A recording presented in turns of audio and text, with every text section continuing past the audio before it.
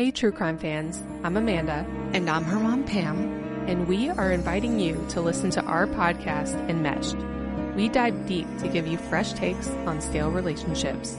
Join us every Monday for an audio journey covering the darker side of family dynamics. Our episodes are around 30 minutes. We get right into it. We will guide you through intriguing, lesser-known cases and famous crime stories involving murder, deceit, and the entangled family members who commit these crimes together or against each other. Check us out wherever you listen to your favorite podcasts. And remember, some of the most poisonous people come disguised as family.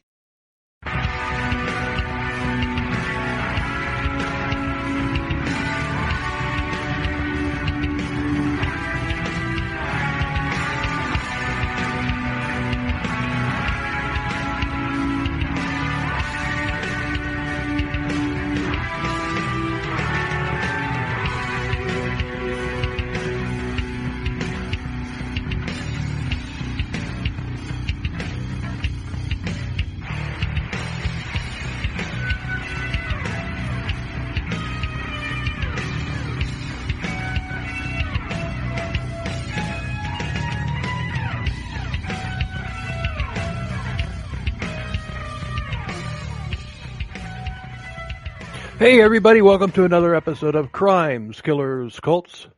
And rum and powder blue sippy cup. And beer. And beer.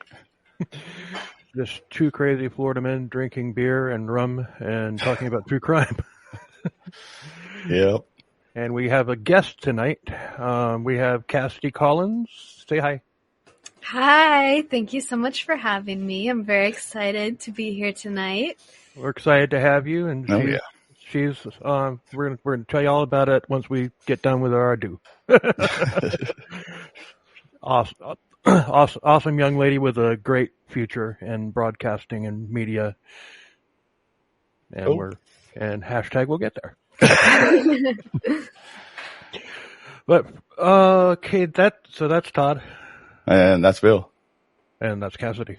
That's Cassidy. Hi. So, I was thinking, like, if we do CrimeCon, well, we are doing CrimeCon next year, and if we have, merch, you need to get a bunch of powder blue sippy cups with our logo on them, and we both sign them. Okay. I can do that. Actually, I like that idea. Yeah, that's a really good idea. And I was also thinking that we could get like a bunch of canned sardines and put like Marino's Speakeasy and our logo on them and then sign them too. Yeah, maybe. Just hope nobody opens them. Yeah, right. So. Anyway, yeah, Dolphins won again. Just got to rub that in. Who cares? I do. You like football, Cassidy? My friends watch it, so I'll watch it with them sometimes, but I don't normally choose to watch it. Oh. Maybe. Well, I know whereabouts you live, or what area, and if you were a football fan, I would assume that you'd be pretty upset right now because the Patriots got spanked today. I'm not super loyal to the Patriots because I only moved here a few years ago.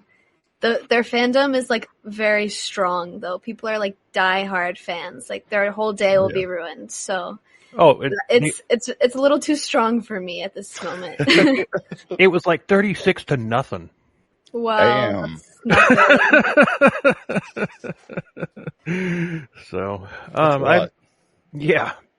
and I'm drinking Bud Light, and you're drinking powder blue sippy cup juice. Rum and Coke. Yay, rum and Coke. You drinking with us, Cassidy? I just have a non-alcoholic beverage. I'm only 20, so I sadly can't drink on the internet yet. Oh, yeah, And in 6 months, I'll be able to. And we won't tell what you really have in that cup. Oh boy. Anyway. So, Bill, you're gonna get us in trouble. Shut the frack up. I wonder if they could do that. Could they get us for contributing to the delinquency of a minor over the internet. Well, we're both in Florida. She's in Massachusetts. I mean, it's not like we're personally doing it. We didn't buy the shit for her, so I mean, shit, whatever. Just juice. That's all it is. Well, if you let it sit out long enough, it'll ferment, and then it'll be an alcoholic beverage. True. Yeah, there's that. So, well, I have no more ado. Do you? I have no ado at all. Do you have any ado, Cassidy? I'm ready to hear what you have to say. So am I. 'Cause I haven't the slightest idea what's about to happen. Okay, well, this goes all the way back to our episodes 10 and 11, the story of the Faith Assembly cult, which was, the cult that I was raised in. Damn, that was that long ago? Yeah, it was 10 and 11. Wow. All right. And by the way, we're also covering, the main topic tonight is Gary Plauche, the vigilante who killed somebody who abused his son. And we're going to get to that. We're going to get to that because we have a reason for bringing Cassidy on that ties to our episode 10 and 11. And something coming in the future, which is really freaking cool. Now, Bill, stop dropping hints like that.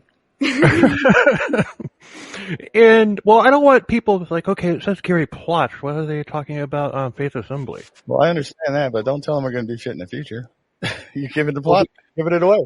We are going to be doing shit in the future. This isn't our last episode. I know that, but I can't believe you drew me into that like that. God damn it. Suckered me right into that one. I'm making that into an art form. Yeah, you do. You get me good. I get you good too. So it evens out. It evens out. Anyway,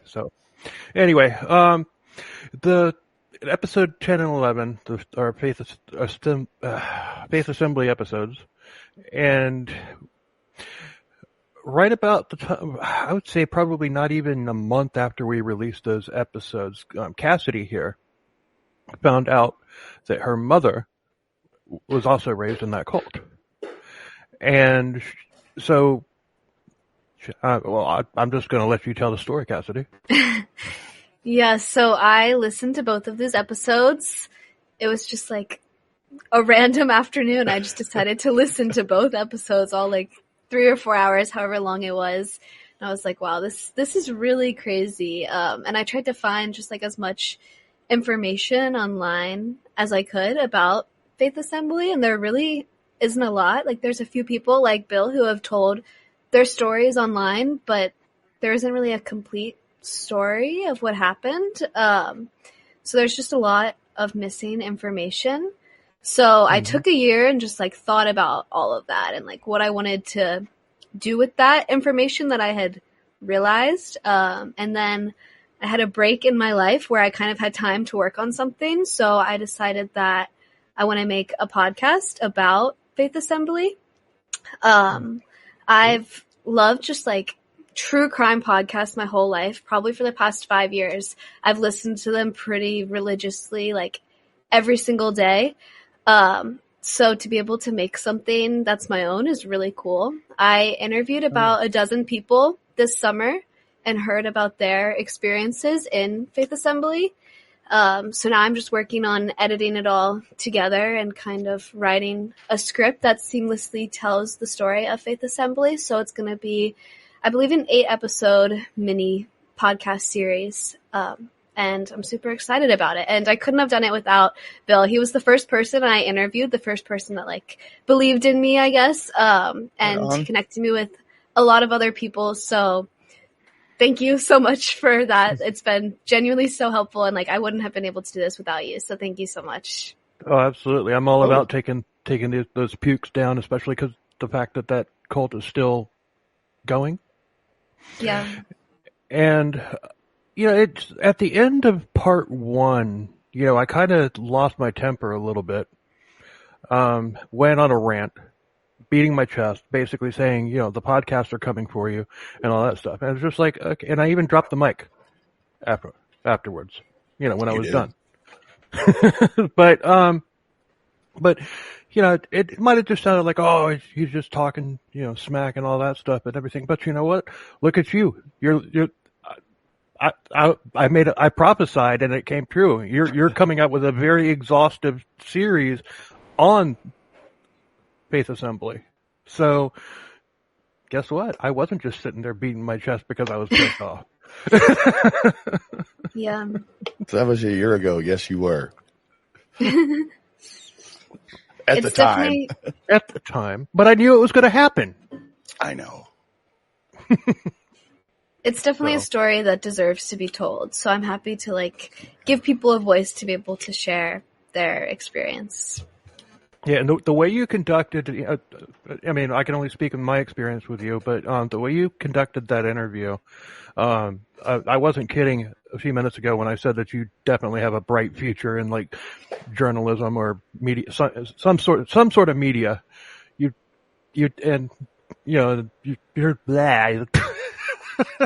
It's easy for you to say, Bill. No, it's not. Apparently, but. Yeah, you definitely have a future in that line of work. Yeah, if you want it. What are you hooking your trailer to as far as a career or whatever? So I'm at school for entrepreneurship. I go to the #1 school for entrepreneurship in the world. I want to be a serial entrepreneur. I don't really know what kind of business I want to run. This is kind of a test to see if I like the world of podcasting and media, and if that's something I'd be interested in going into and pursuing more businesses in, or maybe I tried and decide I don't like it. But I'm really just using this as a learning experience to figure out if it's a good fit for me, because it's something I know I love to experience. I just don't know if I love to create it. So I don't know. I'm just kind of learning and figuring it out along the way. There you go. Okay. So bringing you on board here is just basically to let everybody know who you are and to be looking for that podcast when it comes out. So tell us, about when it's going to be released and everything. You've got that Instagram page, which I think the title that you came up, is that going to be the title of the series? I think so. I think I'm set. I like it. Thank you. It's Killer Faith. So, yeah. I created an Instagram account, so if you want to stay up to date, you can follow the Instagram killer_faith. I think that it'll come out in February. I've kind of timed everything out in my calendar and how I want to do it. So if I'm able to follow that timeline according to plan, it should be out in February. Cool. And prior to it, leading up to it, we'll have you on for a full episode dedicated on talking about it and and we'll just let you tell your entire experience on how what you did, putting it together and all that stuff. And if you decide that you don't like doing, the creation side of it, I mean, there's always media production. There's always media direct, it's like you could be a media director or whatever, like a radio station or something like that. I mean, so, I mean, the way you handled the,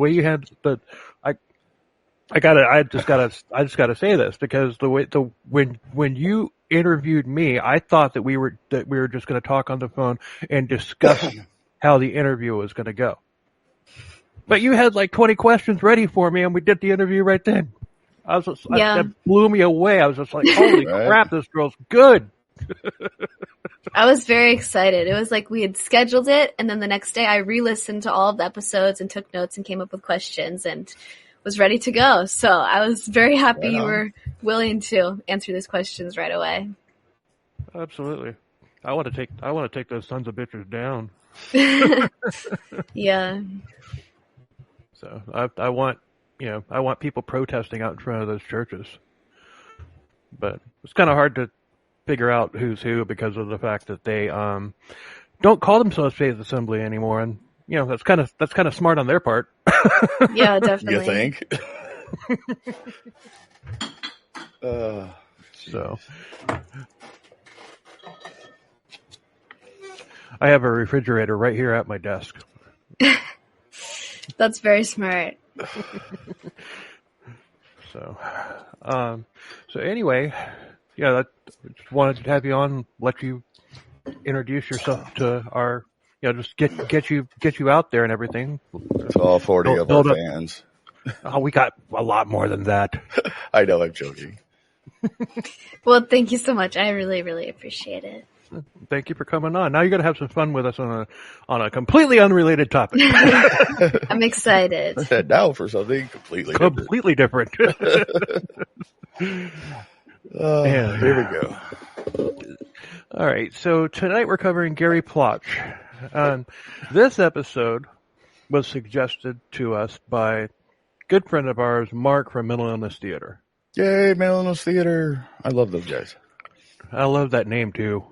It's my favorite name, dude. I like it better than ours. I do. Yeah, I do too. I wish we thought of that. Well, we'd be a different podcast then, but I wish we thought of that. Yeah, Mental Illness Theater. That's the greatest name for a true crime podcast. So, Gary Plauche was born November 10th, 1945 in Baton Rouge, Louisiana. Right on. He had a wife named June, and they had 4 kids, 3 sons, Jody, Bubba, and Mikey. Bubba. Did they actually name him Bubba? I'm not sure. Cassidy, do you know? Tell me they did. I don't know, but my parents always used to call me Bubba. I've never heard of a girl being called Bubba. I don't think it was a compliment. You don't look like a Bubba. But then again, I saw a video of, family video from the Plauches and everything, and Bubba doesn't even look like a Bubba. So. And they had a daughter named Sissy, and that was her real name. Now, this is just a side. Yeah, this is just a side note on something. I was listening to a podcast episode on new podcast that I had found. It's called Unspeakable True Crime, and I haven't found this anywhere else. But she said that Sissy, as a young adult, actually got into a fight with an actual fight with God, what the hell was that woman's name? The woman who President Trump had a thing with and paid off. Jesus, which one? The main one.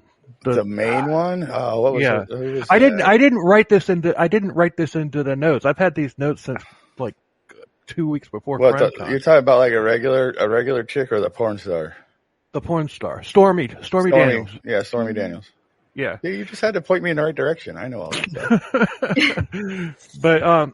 But apparently, they had an altercation where Stormy spilled a drink on her, on purpose, and she whooped Stormy's ass. I believe it. But that's according to the Unspeakable True Crime podcast. So, but I couldn't find anything else on that. So, citing my sources. Right. Take it for us. I was just like, I gotta put that in there. That's fucking awesome. Right. So Gary killed a child molester. Good for him. In public, March 16th of 1984. Fuck yeah. Public execution, that's the way to do it. Yeah. This was captured on camera by a local news crew. Oh, it's getting even better. And this man had kidnapped for like a year prior, he was like a friend of the family, which we're going to get into. But he weaseled his way into their family dynamic and everything, and he was basically grooming and molesting Jody for like over a year, and then he kidnapped Jody and took him across the country. So we're going to discuss the timeline of events, and we're going to discuss the outcome of the case. And sources are documentary Unraveled, Season 2, Episode 2, with a little bit of wiki With a little bit of wiki. So let's go. I'm ready, I guess. I'm ready as well. Now, when we were hanging out at CrimeCon with True Crime Kent, I told Kent about this episode, and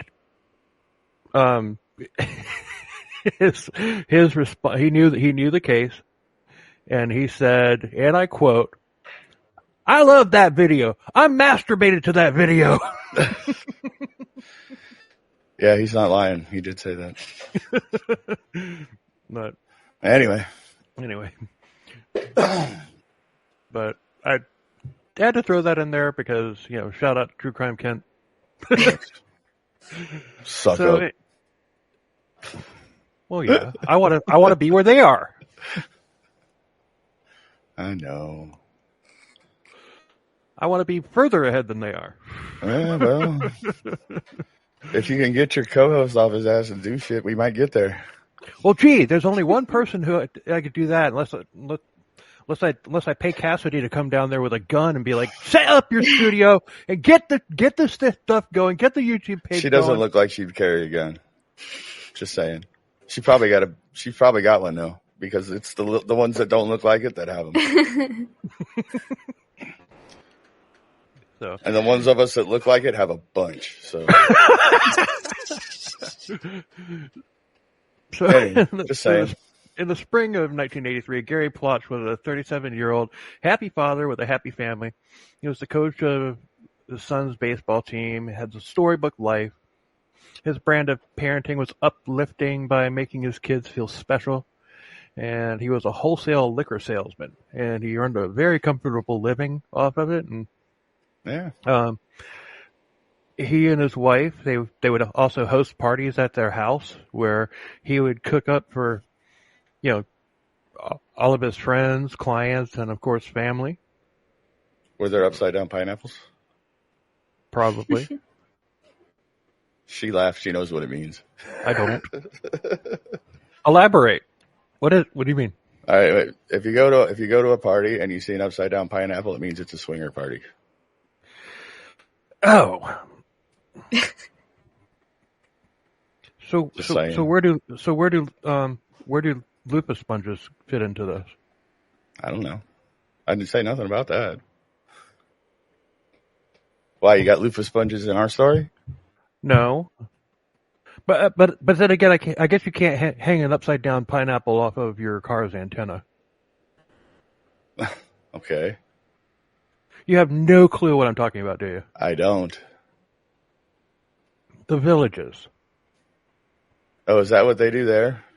Yeah. They have different color. They have like a color code of what you're into. Cassidy, the Villages is a huge retirement community in the middle of Florida. Oh, interesting.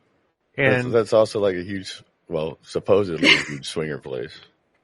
Well, it is. Oh, I know it is, but they try not to. No, they don't try. They don't try to disguise it. I've been there before. I've seen the lupus sponges hanging from people's antennas. All right. But it's like the different colors of these sponges are indicative of what the person driving around is into. Yeah.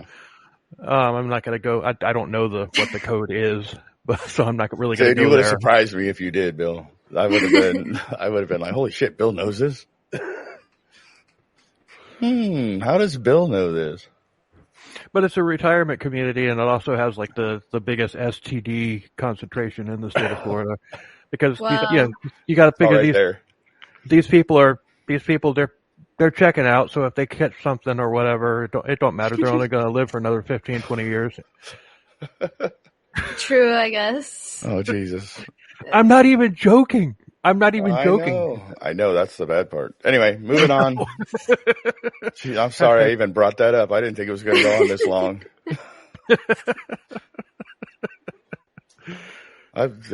Never mind. Well, I did say that we were trying to extend. Oh, I know, but I just I didn't expect that to go as far as it did. I thought it was just going to be a one-shot done kind of thing. Anyway, moving on. So, he and his wife, the clients and family and blah, blah, blah. I said all that already. And one time he cooked up a big old jambalaya for his entire neighborhood. With upside down pineapples. Any idea why? I have no idea. Yeah, I don't Cassidy? know. I'm not sure. He had gotten a brand new pot and he wanted to break it in. Okay. I'm telling you, I could totally be this guy's friend. I mean, I love this guy. And everybody No, you couldn't, Bill. Everything he cooks has pork in it. You would not have a good time.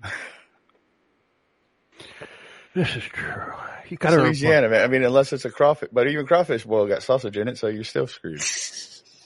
I'm allergic to pork, Cassidy. Oh no. It makes me violently ill. I have a lot of allergies, so I can definitely relate there. That was a sad day when I found out that the reason why I was always queasy after eating any type of pork was because I was actually allergic to it. Oh. That was a sad day. Dude, I would tune out. I would just go. It would be over. I'd be like, dude, you're telling me that I'm allergic to like pork bacon. Or peanuts? Dude, yeah. Bacon. If the doctor ever told me I needed to stop eating bacon, I would just shoot myself in the head. You can't live without bacon, dude. Bacon is life. Well, I apparently didn't take that. I apparently didn't take that route. Well, you know, because I'm still here. Yeah, good. Because then we wouldn't be doing this. And one thing about it is like if you're allergic to something, and you cut it out like I did, and then you eat it later, it's going to affect you 100 times worse than it did before. Yeah. And I found that out the hard way. Oh Jesus. Anyway, but to say that he was a well-liked guy would be an understatement. I mean, everybody loved this guy, and based on everything that I found out about him, I love the guy too. Everything that I found out about him doing the research for this. But he also had a drinking problem. I don't have a problem. I drink, I get drunk, I fall down. But the thing is there's no problem. Somebody that's an alcoholic probably shouldn't have a job as a wholesale liquor distributor. Yeah, that was probably not the best occupation choice for that guy. Yeah. But he didn't know his limits with beer, and he didn't really drink liquor. He just liked beer, and that I resemble that remark.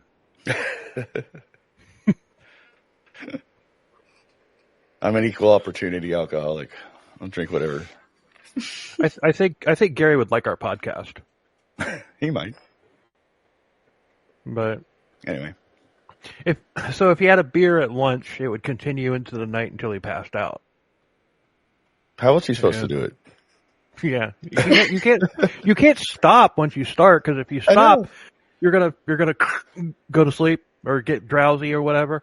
And even if you start an hour later, it's never the same. You got to keep.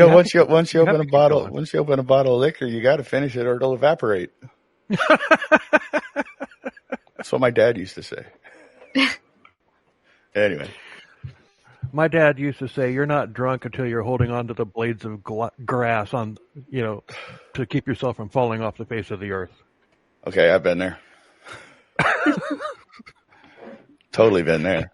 Cassidy's thinking, "What the hell did I get myself into?" And anyway. she's not saying. She's staying silent on that. For this part, I'm staying silent. Oh boy.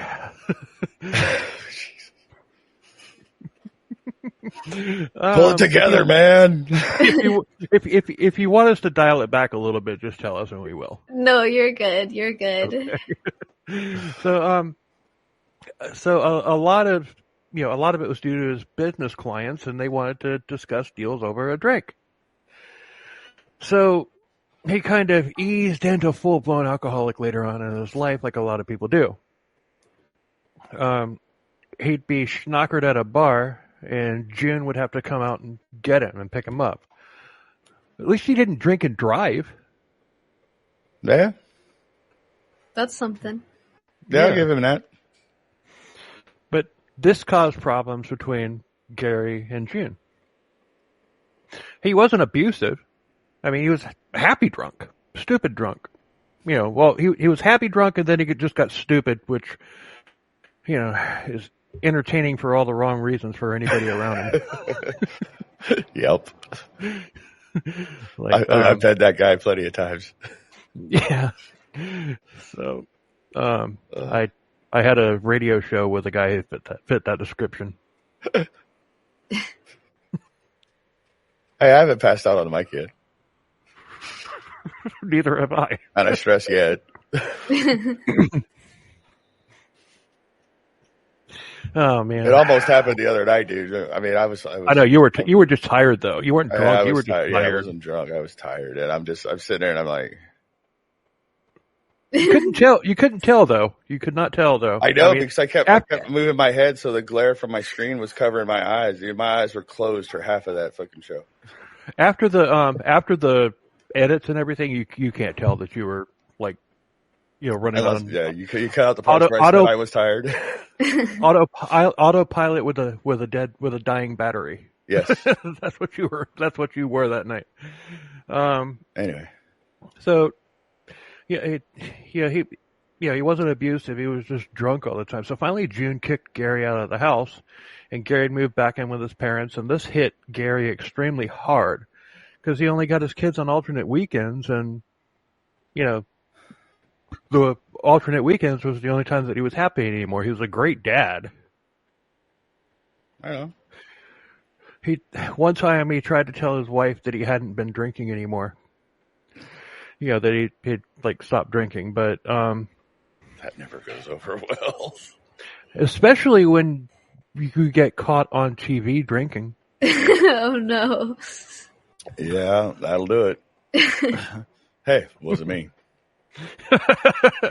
He was caught on TV at a sports bar that was covering the local bar scene during a LSU game. Okay. And he's in there partying, just drinking. Go LSU! But so I could just picture, yeah, honey, I haven't had a drink in a couple of weeks, and she's like, yeah, well, that's funny.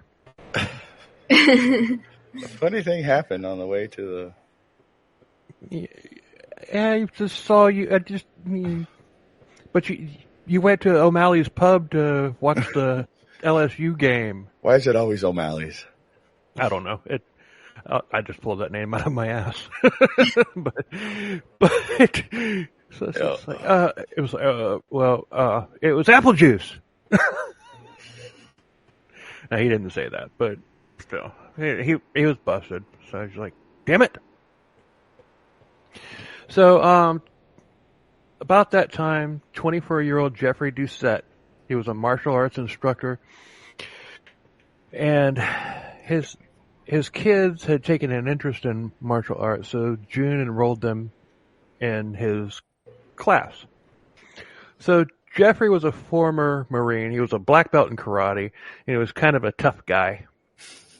And the kids liked him, and he taught all the kids. All three of the boys and everything, but 10-year-old Jody was a star student. And he also taught the kids discipline and stuff like that, which as a Marine, I would imagine he was probably pretty well versed on that subject. Yeah, I would think so. Definitely. So Gary would show up to watch the lessons, and he was grateful for Jeffrey being the role model to his kids in his absence. I mean, a lot of guys would they'd be like, get the fuck away from my kids. But not Gary. Gary had no clue that anything was going on, and there wasn't. He didn't have any designs on June or anything like that. Put a knife in that. Oh, come on. You just saw me take a drink, dude. I don't have my knife hand ready. I say put a knife in that instead of put a pin in that. because we're a true crime I like podcast. it. Yeah, it's good. He started out saying put a pin in that. And then I did. And then I just had this idea. I've heard like 10 different podcasts where they say put a pin in it. Yeah. No, or put a knife in it. Yes, very fitting. So Gary and June had continued to have their Sunday afternoon lunches as a family, like every Sunday. So Gary himself invited Jeff over to one, and Jeff was struggling financially, and Gary basically took him in, just being nice to the guy. He liked Jeff, and he wanted to help him. And the Plauches even ran a background check on Jeff, and it came back clean. So, all right. Jody continued to excel, and Jeff put Jody on his competition team, and he won second place in a championship. And then at a later one, he won the whole damn thing. Wow. So Jody is kicking ass and taking names, literally. Right? Literally. Good for him. So the friendship between Jeff and Gary and his family got even stronger. Jeff started helping out June with the kids and was spending lots of time with them, with the kids and with June. And Gary at that point began thinking that something was up. It's like, oh, I wonder if they're doing something. But keep in mind, he's 38, 37, 38 years old by this point, and Jeff is 24. Like, come on. Yeah. I don't know. Maybe he thought that June was a cougar.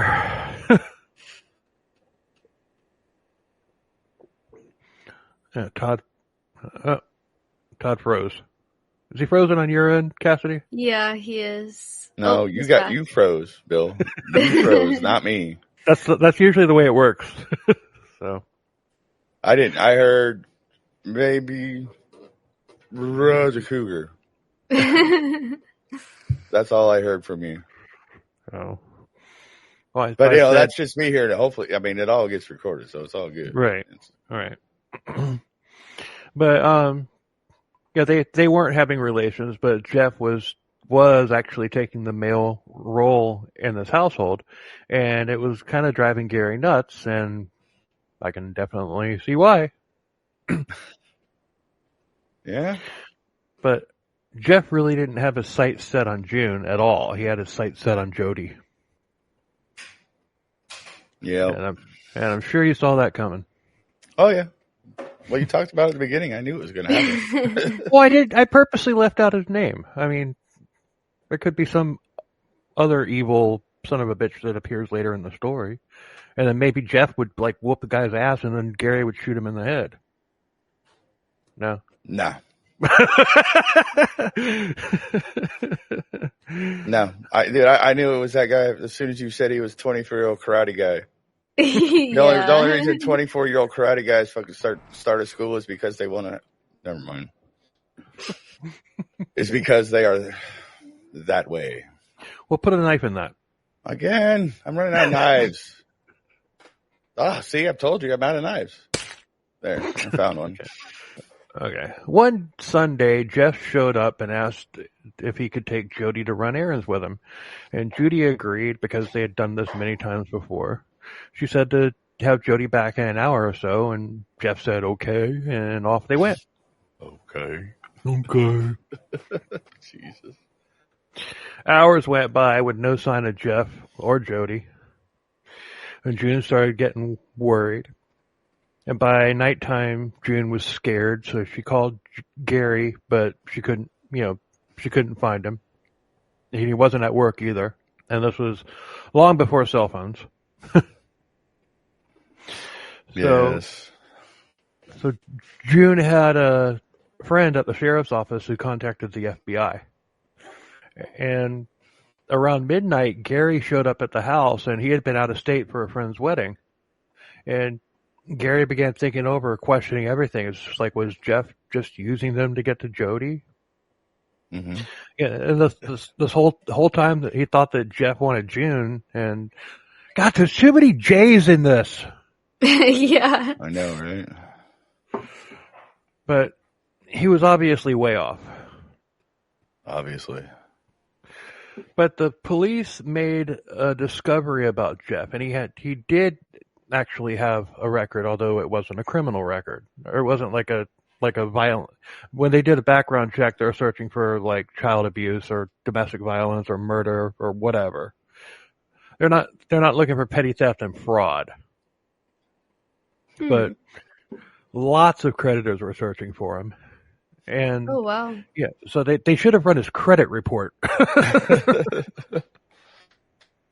Yeah. What year is this? What year are we in right now? We are in 84. Or 83 or 84. Dude, that would have taken like a year to get somebody's credit report. Can't just look it up on the internet. Free credit report .snail mail. .snail mail. Oh, Jesus. See, Cassidy, back in the day, we had to actually like write something down on a piece of paper, put it in an envelope, lick the envelope to seal it, and then put a stamp on it, and then drop it in the mailbox. And then it would take like 2 or 3.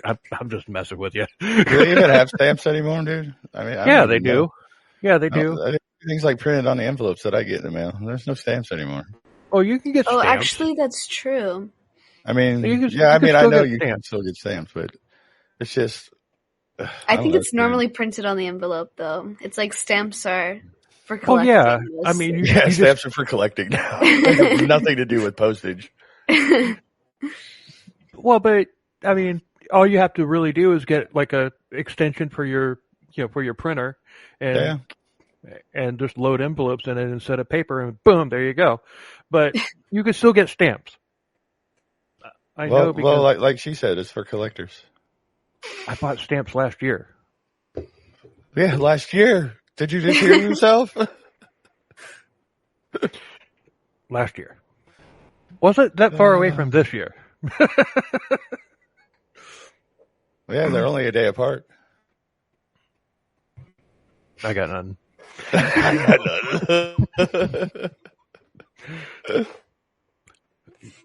Mark that down because that doesn't happen very often where I got nothing.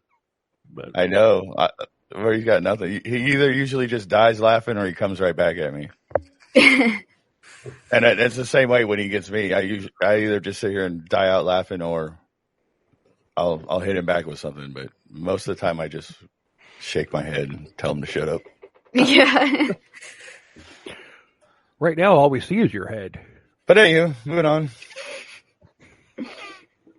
Yeah, well, I just looked at your screen. You were down to like one little yellow tiny bar, dude. You ain't coming through so good. I am on my end. Well, that is what it is. I'm full green on my end, so fuck you. I don't care. So days went by and there was a national manhunt out for Jeff and Jody, and there were no leads. And as you know, the longer a kid is missing, the less likely it becomes that you'll find the kid alive. Yeah. Yep. June wasn't able to eat, and she had told the other two boys not to say anything at school about what had happened. But after a couple of days, the principal called the boys and Sissy into the office, wanting to know where Jody was, and they had to tell the truth.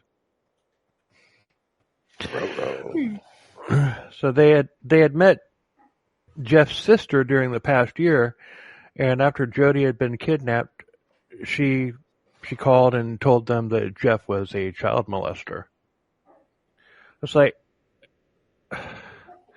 don't you think that that's information that maybe should have come out? You know, maybe you're calling us now when our kid is gone. Why didn't you call us when our...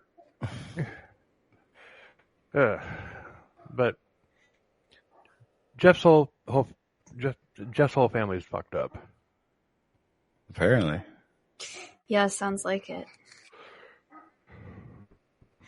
So Gary probably took it the worst because he had encouraged the kids to hang with Jeff, and he was guilt-ridden, angry, and he didn't know what to do.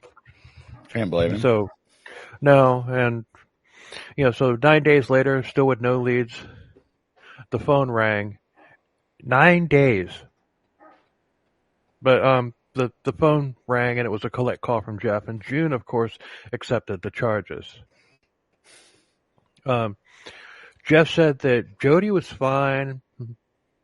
Don't worry, Jody's fine. He was acting like nothing was wrong, and he's playing mind games, if you ask me. He even said that June and the other two boys should join him. Didn't say anything about Sissy. Right. Which, I mean, he said that they were in New York, and he demanded that they all live together as a family. June told Jeff to fuck off. Good for her. Yeah. She saw through his bullshit. Better late than never. But well, But she, I mean, she's just like, look, we can figure it out if you just bring Jody back. And it's speculated that this whole thing could have been brought on because he was paranoid about the creditors who were after him, one of which he owed $15,000 to. Ouch. And it pushed him over to the edge. And I'm thinking that these creditors were more likely loan sharks looking to kneecap Jeff. Because, I mean, think about it. I mean, if you owe a creditor, $15,000 or whatever, it's like on a personal loan, they're gonna, if you have any collateral, they're gonna collect it, or they're just gonna put a bump on your credit report and maybe file charges. Yeah. There's no debtor's jail. You're not going to go to jail for being in debt. Otherwise, dude, that's the American way, man. They want to keep you in debt. They ain't going to put you in jail, or just have another credit card. Here you go. Right. So I honestly think that he had dealings with loan sharks because, Yeah, that makes sense. Yeah. Worst case scenario, if it's legally, you're going to get your car repossessed or something like that. Yeah. That's worst case scenario. But that pushed him over the edge, and I already said that. But Jeff told June that if she ever wanted to see Jody, freaking Jays, man. Hey, you're the one that picked this episode, man. No, Mark picked this episode. You agreed to do it. I did. Therefore, you picked it. I want to pick an episode for Mark to do at some point. What words does he stumble on? Make sure it has a lot of those in it. Well, I haven't stumbled yet. Yet being the key word. Are you word. The same thing I'm listening to? It's only gone one. Yeah, it's not as bad as you normally get, but you're still doing it. Not like our last episode where it's like the first 20 minutes of the episode. Yeah, that one was off the rails from the start. Holy shit. Anyway. I got better. You did, but I got better. Good, you caught that. Yeah. So, Jeff told June that if she ever wanted to see Jody again, she would bring herself and the other two boys to him. And this also makes me think that, Jeff wanted to traffic June and the boys to make quick money. Yeah, maybe. Honestly, I don't think he wanted anything to do with June other than for her to bring the other kids to him. Yeah, I agree. And he's going to cut her loose one way or another. Well, I think otherwise. And I'm not going to tell you to put a knife in it, but you can if you want to. All right, how many more knives am I going to need for tonight? I don't know. Because I'm running out. See, it doesn't even work anymore. I wrote these notes like a month. I wrote these notes like a month and a half ago. All right. If I run out of knives, it's your fault. That's all I'm saying. So June kept Jeff talking because the police had her phone line tapped and they were recording the entire conversation. If Jeff had half a brain, he would have known this, but he's already proven that he's not a smart man. The police traced the call and it had come from a motel in Anaheim, California, not New York. Okay. this chucklehead thought that would confuse the FBI. But oh, never mind. I got it. He's saying, "Oh, I'm in New York," but he's calling from a landline. Landlines are so easy. If you've got a trace going on it, you're going to find out exactly where that phone call came from. It's not like cell phones where they have to triangulate it between cell towers. And it still doesn't take that long. I mean, that shit happens almost instantaneously. Yeah. There's none of that. Keep him talking. We got the trace going. Right. They just do that in the movies, dude. That shit happens like that. It's done. Yeah. On a landline, yeah. So he then yelled at June saying that they were meeting him there or they wouldn't be coming back. But by that time the FBI in Anaheim had been alerted and they broke down the motel. On his fucking door, weren't they? Oh, they broke it. They kicked it down. Good. Jeff was arrested. Well, how'd you get there so fast? I'm still on the phone. This isn't New York. How'd I get here? I was in New York a minute ago. Aliens. Fuck, we're idiots. Not you, guys. Me and him. Not you. No, our listeners like the fact that we're idiots. What was the thing you came up with? Something and obnoxious? Gritty and obnoxious. Gritty and obnoxious. I like that.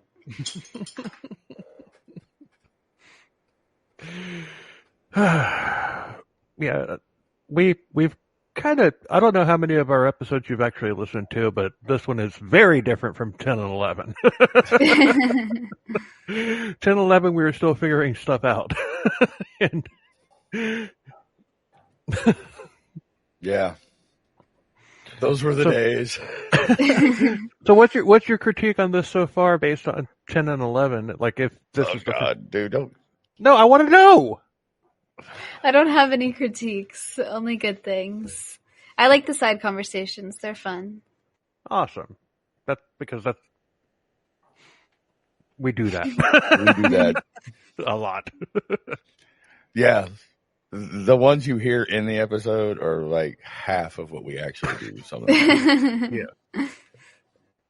Because it definitely helps you. It definitely helps you differentiate yourself, which is a good thing. Yeah. Which means that we're not monotone. True. Fuck. We got a 1-star review where somebody said that we were monotone. Oh, wow. Like, we're anything but monotone. Damn. Now, I understand because I can kind of get that way, especially after a few drinks. I kind of get like this. And I was like, all right, man, yeah. Okay. Yeah, but... You know what I mean? I'm the one doing the majority of the talking. I know, but... I'm not monotone. No, when you told me that, I was like, dude, it's me. It's totally me that she's talking about. I know it. But I barely talk. It's all you. She said these two guys are so boring and monotone. T. Marie 13. Wow. Well, dude, I'm fat. I could be two guys. Just kidding. I'm not that fat. No, Guy and a half. Jeff had hung up when the FBI burst in and the line went dead. That's monotone. Really? He did, huh? But okay, Jeff had hung up when the FBI burst in and the line went dead. So what was only minutes must have seemed like hours to her because she had no idea what the hell was going on. And then minutes later, the phone rang again and she answered it and it was Jody. All right. So Jody told police that he had reluctantly agreed to go to California with Jeff. Jody said that Jeff had said that he owed somebody money and he couldn't find anybody to loan him to the money. So he was going to California and he was going to take Jody with him. So yeah, loan shark.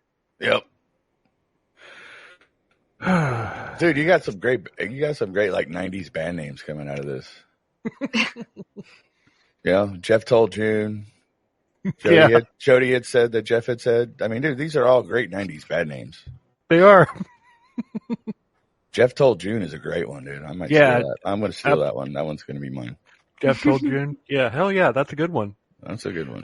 That sounds like it's a band that would play the same bland cookie cutter rock music that was passing as rock music back in the early 90s. That was the 90s, yep. Yeah. That's what I'm saying, dude. It sounds like totally 90s bands. Anyway. Yeah. So... And she still doesn't know what we're talking about. Yes, she does. She has Spotify. My parents made me listen to a lot of 90s music. How old are your parents? My mom was born in 1980. Fuck my life. And your dad? 1979. We're both older than your parents. I'm way too old to be in this conversation. Holy shit. My daughter's older than her, dude. Oh, so is my older daughter. But anyway, enough of that shit. Moving on.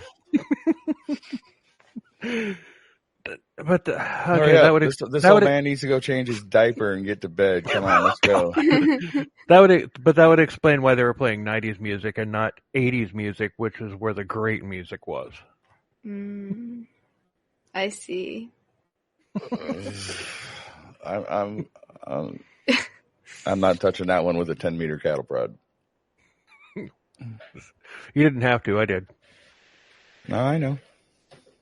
So Jody didn't want to go, but he said that he didn't feel threatened, and he didn't have any signs of trauma either. And he said he was fine, but the police, obviously, as standard procedure, sent him for a medical exam. Mm-hmm. Jeff swore that Jody went willingly, but an 11-year-old can't consent to something like that. Yeah, back then they couldn't. They still can't. Have you watched the news lately? Anyway, okay, they went willingly, but that's not that's not a defense. That's not something that's going to work in the defense in the trial. That's still kidnapping. Yeah, you're missing the point. But anyway, go on. What is your point? Don't worry about it. Go on. Carry on. We'll talk about it later. Oh, maybe. Boy. I'm going to get a talking to. Not really. Because I'll forget about it by then, so it don't matter. Yeah, probably. Because I do that. So the story went national, and June, Gary, and Jody were interviewed multiple times. Gary's on camera saying that he was just thankful that Jody was home and that no harm had come to him. You know, June and Gary even started mending their relationship, and Gary was happy again, and he wasn't drinking, and life was good, but nothing lasts forever. Nope. Very true. Where the hell? My notes just flipped on me. They jumped up. I gotta find where I was. Okay, got it. Hey, at least he's not doing paper notes anymore. Handwritten paper notes. That was a total debacle. I bet. I did do that. So anyway. But one day the doorbell rang and it was a detective, and the results of Jody's test came back. This isn't going to be good. No, it's not. And it came back showing that Jody had been raped, and Jody swore up and down that nothing had happened, but the detective explained that Jody was scared. That's normal. But Gary exploded. As you would as a father. We all know that. June went to Jody and asked point blank if Jeff had been, fooling with him. See, there's another band name. June went to Jody. I'm telling you, dude, you're knocking them out, dude. Although Gene Loves Jezebel was the 80s. Yeah, well, you know what I mean. All right, they're good late 80s, early 90s, emo band names. Well, Gene Loves Jezebel was early 80s. Just let me have it, all right? Come on. All right. So, June went to Jody and asked point blank if Jeff had been fooling with him, and Jody said yes, and it had been going on for a year. He said that he had been embarrassed and that Jeff had told him not to tell, and that if he did, he would hurt Jody or his brothers or June. Notice he didn't say Gary. Yeah. Yeah, Papa Bear. Mm-hmm. Jeff had completely groomed him and taken advantage of the family. Luckily for Jody, once he realized that he didn't have to worry about Jeff anymore, and the truth was revealed, Jody went on with his life. You know, he just went back to normal, playing sports and with his friends and all that stuff, and all right, just doing kid stuff and everything. He said that I want to have a normal life. All right. So, and he did. Way to rise above it there, Jody. Yeah. Oh yeah. But meanwhile, Jeff was fuming. Gary was fuming. As you would. Jeff was panicking. I bet. As you would. If you were said piece of shit. Yeah. This has all started as Jeff was encroaching on the family. The accidental touching, things like that. And then on these championships that Jeff took them on, they would actually share a bed where Jeff would rub himself on Jody. And Jody pretended to be asleep. The next night, he put his hands where they didn't belong, and once again, Jody pretended to be asleep. And Jody knew this was wrong, but he was confused because Jeff was a friend and not the monster predator that he had been warned about by his parents. And they were really proactive on this, as far as like stranger danger and stuff like that. They were really proactive on just drilling it into their kid's head, but Jeff wasn't this random stranger with a camper van. Why is it always a camper van? I threw that in there just to get a laugh out of you because you were needing it.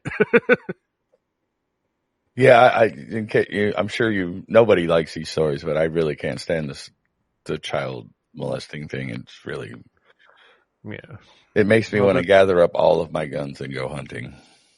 Yeah.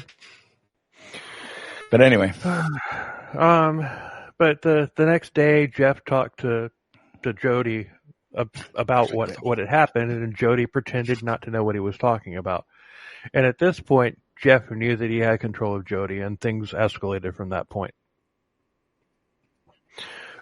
Jeff ran lots of scams, and he even got Jody to steal from June. He had been staying with his brother, but he got kicked out of there, and he convinced Jody to let him sleep in their garage. Wow. Damn. Yeah, this bit of information right here comes from the Unspeakable True Crime podcast. All right. So, I don't want to be accused of plagiarizing. So, no, and the thing is the host of Unspeakable, mm-hmm. She interviewed Jody one-on-one. Wow. So that's how she got all of this information and why it's not really available anywhere else. Yeah, that's a great podcast. I mean, I sent her a message today on Instagram saying, that I, recently found her podcast and I was and really stole from it, binging it. It's not stealing if you cite your sources. You know what I mean. But Jeff at this point was confiding in an 11-year-old Jody the way that he would an adult friend, telling him his problems, thoughts, and feelings, and etc. Okay. He had talked to Jody about going to California, and they took a bus there, and they wound up on Skid Row. So Jeff conned a local karate instructor out of $500. He's just like, I'm here. I'm a karate instructor too. Can you help a brother out? I'm on bad times. Wow. He even tried to pimp Jody out for money, but Jody flatly refused. Oh, good for Jody. Yep. So they checked into a motel, and Jeff raped Jody all night long. And then, what do child rapists do after things like that? Either one of you can answer this. I don't know. Get drunk? I don't know. Next day, he took Jody to Disneyland. Oh. And this was clearly in the 80s because $500 would barely pay for one ticket nowadays. To Disneyland. Yeah, but you get to go to all 4 parks. That's true. Or so they say. I just want to go to the Star Wars park. And you can put it on your credit card to make payments. You get a whole year for that much, man. It's not just like one day. I just want to go to the Star Wars one. Galaxy's Edge?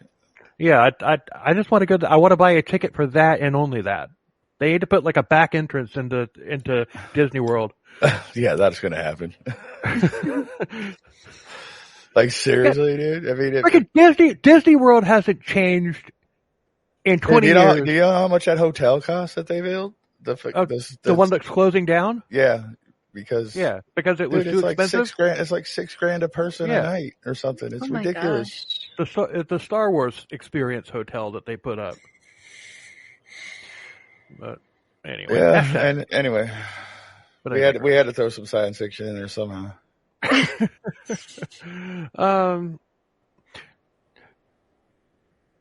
So, going back to the present, and we're going to go back to the past too. But going back to the present, when I said that they traced the call, it wasn't really in the conventional way.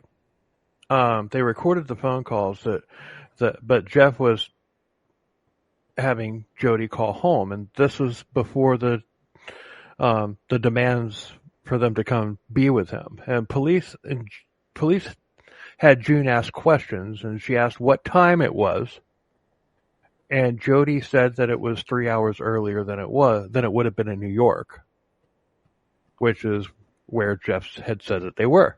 Yeah. Jody said that they had seen. I mean, they had it pegged, but there wasn't proof. Jody had said that they had seen a TV show being filmed, and June asked which TV show, and it was Hill Street Blues. And they found out that Hill Street Blues was being filmed in California, so they narrowed it down. But the final knife in Jeff's back was the collect call, and that's what led them straight to the motel. Awesome. See, I pay attention sometimes. Jeff was extradited back to Louisiana, and he confessed to raping Jody as well as 2 other boys who were karate students. But he tried to justify it, by saying that he was molested as a child. Oh, Jesus, really? Poor baby. Poor Jeff. So was this guy even a Marine, or did he lie about all that shit too? I think he actually was a Marine. I mean, like I said, I've had these notes for a month and a half. All right. I think I would have remembered if it turned out that he was stealing valor.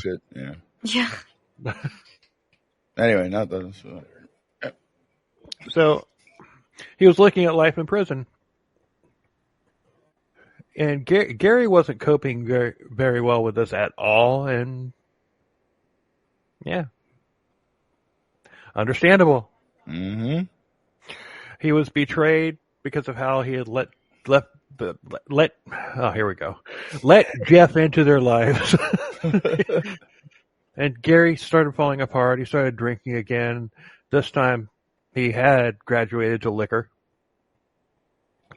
As we do. As we all do. Understandable. I don't drink liquor. But, guilt, humiliation, and failure can consume you, and it was driving Gary crazy.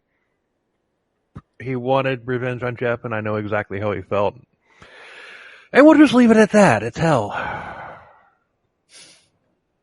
So, on March 16th, 1984, Jeff was brought back to Baton Rouge to stand trial. The family had gone camping, gone on a camping trip, and Gary was supposed to meet them there that evening, but Gary wasn't there. Gary was where he was. Cassidy, take a guess. Where was he? It's not camping, that's for sure. No, I already said that. Maybe like a news studio or something like that. Nope. One more guess. Jeff was in California. He had been arrested. Uh-oh. Gary was at the airport. Yeah. Because Jeff was being extradited back to Baton Rouge. Calling Baton Rouge. See, I get to sing a song now because you always do it. Anyway. Gary was at the airport disguised with a pair of sunglasses, a hat, and he had a gun on him. And once Holy again, shit, it's D.B. Cooper.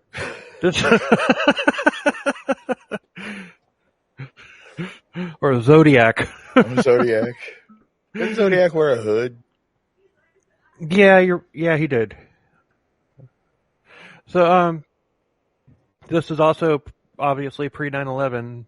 I mean, he wasn't going into where you board a plane, but nowadays it didn't matter back then. You could go anywhere in the airport with a gun. They barely even.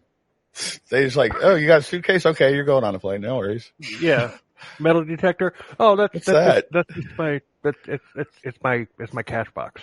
Yeah. Just walk through this thing. It's not even plugged in. Just go. Come on, dude. It's fine. Yeah. Just keep it moving. But still, he wasn't going to where you board the plane, and they do more intensive even back then, but not much. Yeah. Not much. They actually had the metal detector plugged in. Yeah.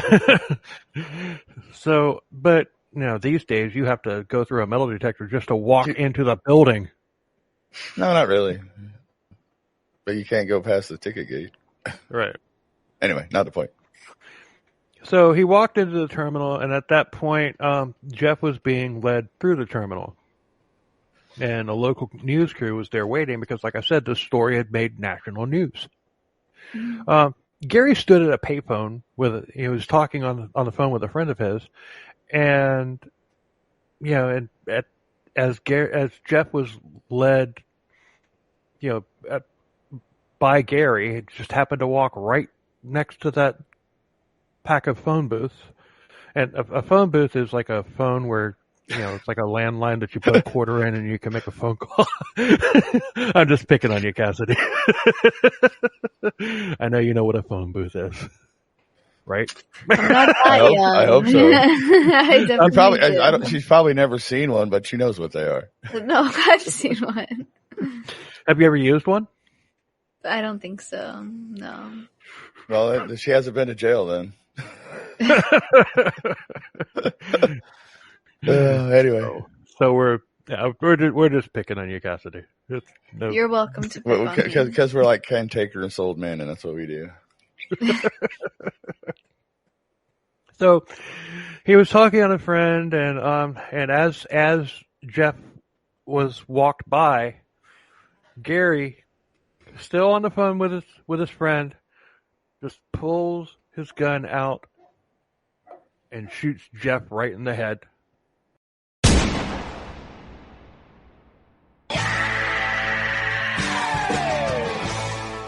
Oh yeah, you were waiting for that. I was.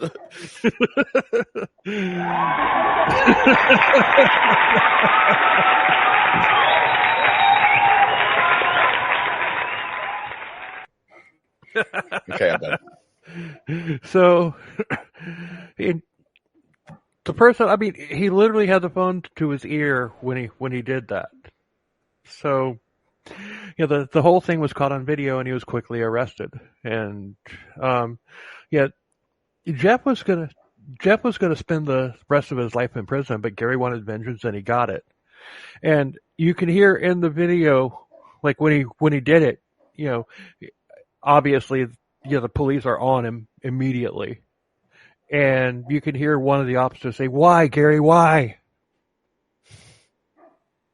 And, well, I know why he did it. Everybody knows why he did it. Mm-hmm. The cop knew why he did it that asked him. He just had to do it, so he was like, right. Thanks for beating me to it, because I was going to do it. That's what he was asking. Why? Why did you get to it before I could? Well, but still, I mean, I get Gary, but I also can get, it's just like, there's also just like, okay, we know what happens to child molesters in prison. Yeah. It might have been poetic justice for him to do that, but I know what Gary felt like. Yeah. But, so Jeff is rushed to a hospital and he died the next day. Good fucking riddance. Where is it? Where is it? Where is it?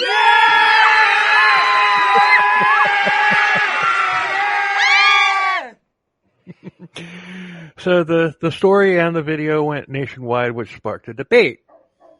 And on one side of it, people were saying it was wrong to be evangilante. Yeah, an evangilante. What is that, like a religious vigilante? I guess. Could he use that? Could he use one of those back in the 80s when I was in Faith Assembly? Right. But the other side was saying Gary did nothing wrong. So once we wrap up the story, we'll just talk about it a little bit. Just get some opinions on it, because I don't think there's a right or wrong opinion on this, honestly.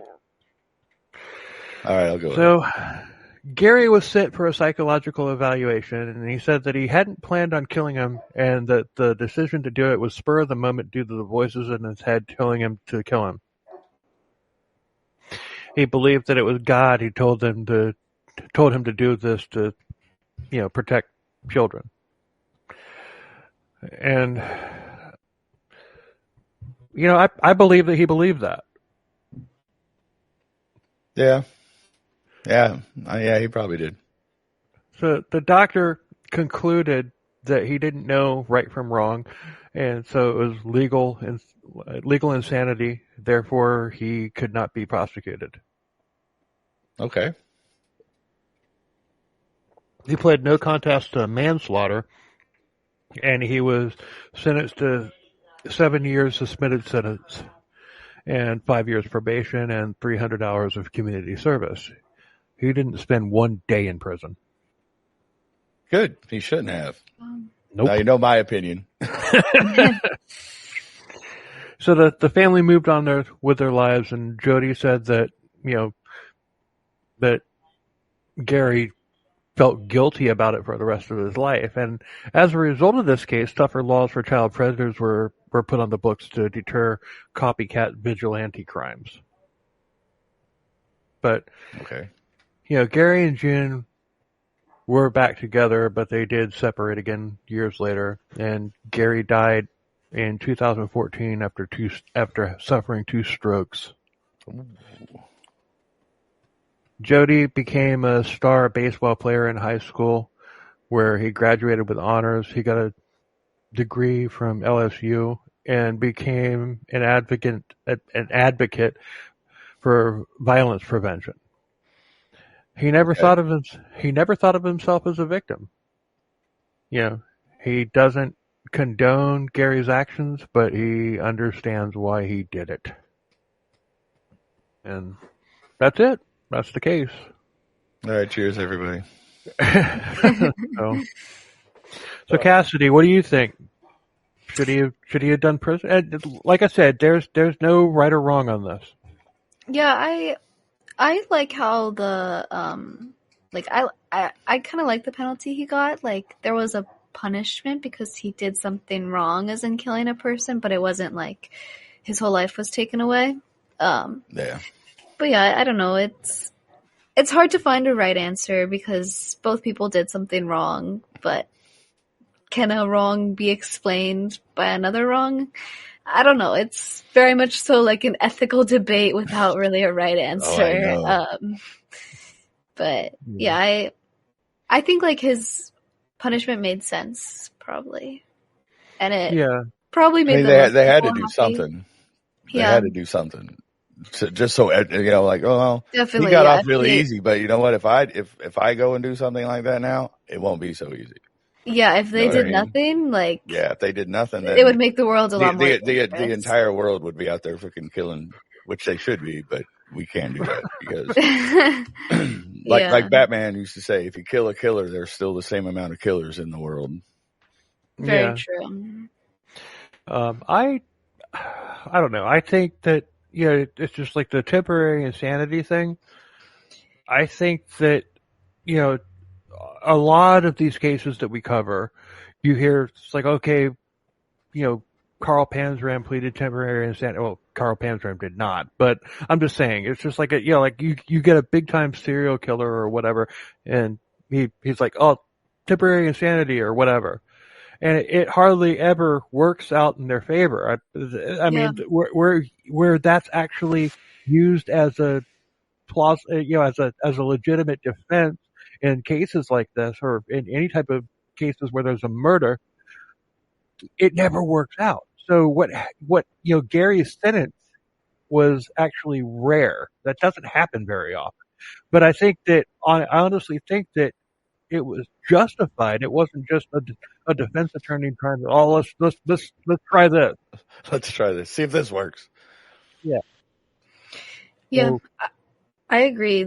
Like you said, there's so few people that actually are able to get the insanity plea. So if he was able to, like, it means there were factors that caused professionals to actually think that. So they didn't just give it to him just because they thought he had a good reason for it. Like, there actually had to be medical proof behind it. Yeah, there was. I mean,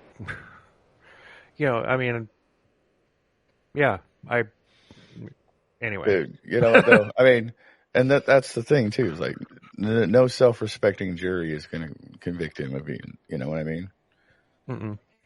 Because they're going to be like, no matter what the lawyers or the judge tell them, they're going to be like, if it was my kid, I'd have done the same thing. Because we're talking about Louisiana here.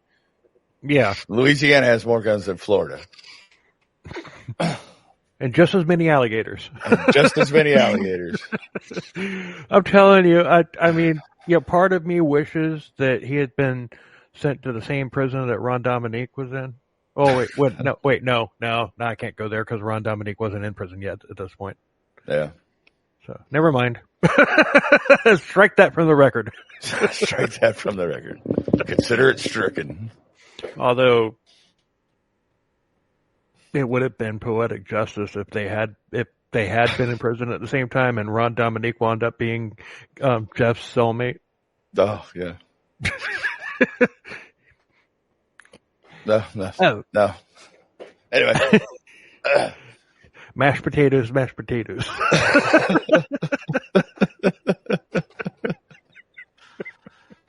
Oh, Jesus. Oh, God. So. Anyway.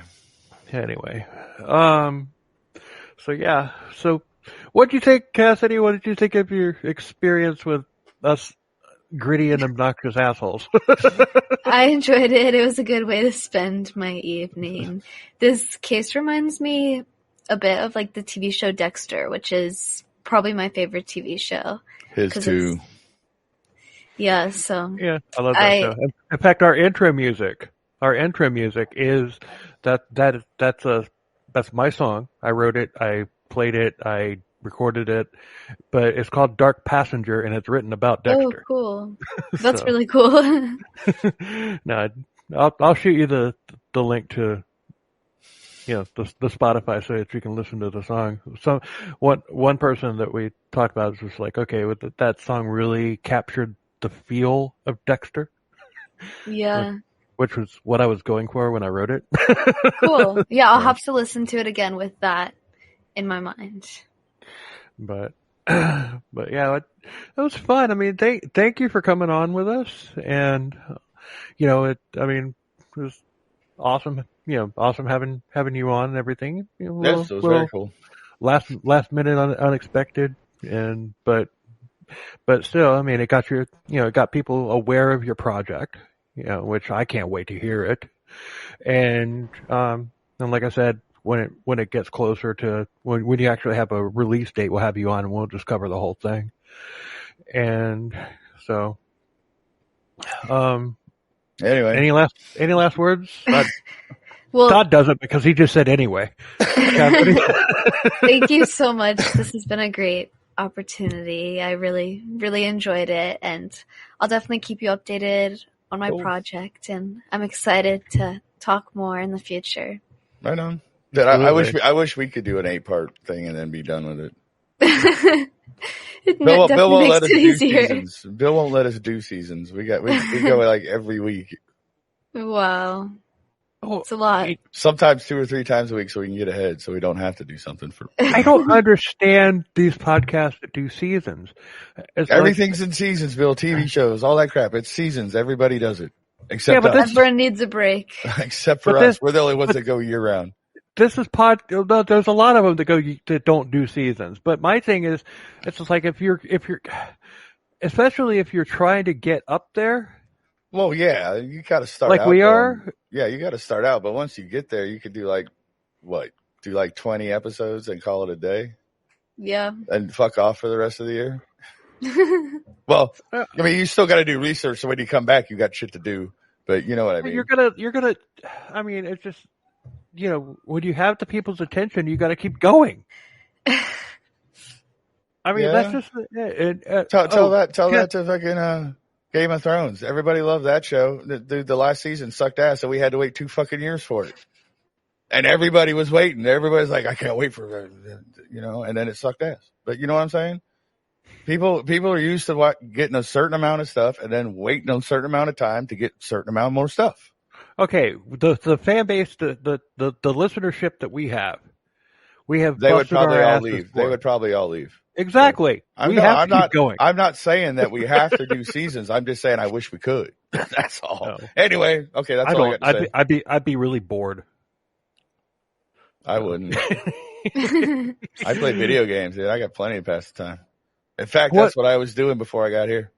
Well, one more question, Cassidy. Are you planning on possibly, maybe taking on another cult or another, topic or something and doing like a super deep dive multi-part series on it? I'm not sure. I think it'll really just depend on how this goes, how it's received, the overall joy I feel from the process. Yeah. If you ask me in 6 months, I'll definitely have an answer for you. Okay.